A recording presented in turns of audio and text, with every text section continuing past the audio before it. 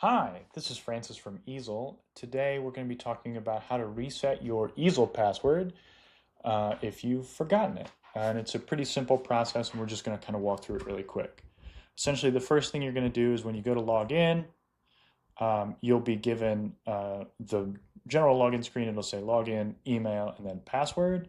And if you've forgotten your password, you can go ahead and click on Forgot Password.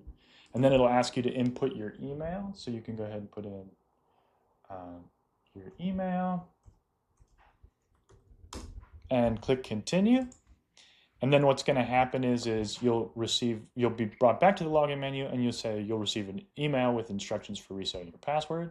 You can then check your email, and you should get an email from Easel Software. I would recommend checking the spam if you don't see it within about 2 minutes, just to make sure it didn't go to spam. When you click on that, you'll be given this email, and then you'll click on this blue button to reset your password, and then you'll be able to type in a new password and click save, and then you'll be able to log in with that new password. And that's how you reset your password in Easel. Have a wonderful day.